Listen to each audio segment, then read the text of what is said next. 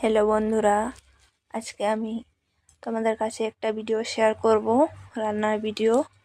তো এই ভিডিওটা প্রথম থেকে লাস্ট পর্যন্ত দেখতে থাকো। যদি ভালো লাগে তো একটা লাইক, একটা কমেন্ট, শেয়ার করবেন। তো আমি আজকে বানাবো ফুলকপি। তো এখন তো ঠান্ডার মৌসুম চলে এসেছে, এখন শুধু ফুলকপি আর ফুলকপি দিয়ে একটা মজাদার রান্না দেখাবো। যদি ভালো লাগে তো পাশে থাকবেন, সব সময় আমার ভিডিও দেখার চেষ্টা করবেন। যদি ভালো লাগে তো কমেন্ট করে বলবেন, তো আমি আরও নতুন নতুন ভিডিও আপনাদের সঙ্গে শেয়ার করব। তো ফুলকপির যে রেসিপিটা করবেন, প্রথমে ফুলকপিগুলোকে খুব ভালো করে কেটে নেবেন। কেটে করে একটু উষুম জলে হলুদ আর নুন দিয়ে একটু রেখে দিবেন, তাতে সব যা যা থাকে, এখন তো ফুলকপি সিজন না, কি থাকবে কি না, তারপরে একটু অনেক পর রেখে দিবেন, তাতে ভালো হয় আর কি। তারপর কড়াইতে তেল নিয়ে একটু লাল লাল করে ভেজে নেবেন। এই যে ভাজা হয়ে গেল, একটু সময় দিয়ে নেড়ে নেড়ে ভাজবেন ফুলকপি আলুগুলোকে।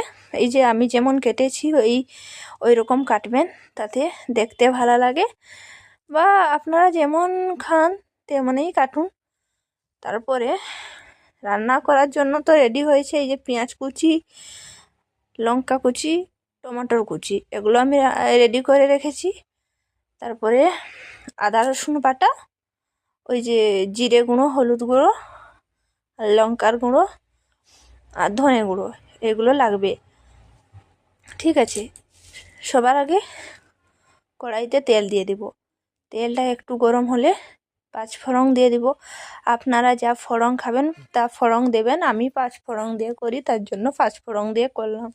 পাঁচফোড়নগুলো দিয়ে দেবেন। পাঁচফোড়নগুলো দেওয়ার সময় একটু লাল লাল হয়ে গেলে পাঁচফোড়নগুলো, তাতে পেঁয়াজ কুচি আর লঙ্কা কুচি দিয়ে দেবেন। একটু পেঁয়াজগুলোকে লাল লাল করে ভাজবেন, তাতে মশলাটা ভালো হয়।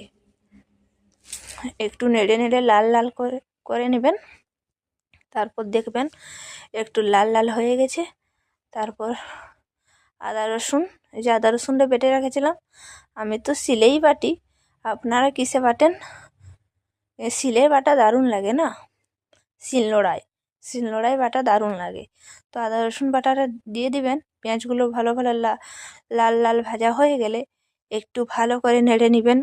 পেঁয়াজ, আদা রসুনটাকে ভালো করে ভাজবেন, তাতে টেস্টটা দারুণ হয়। ভালো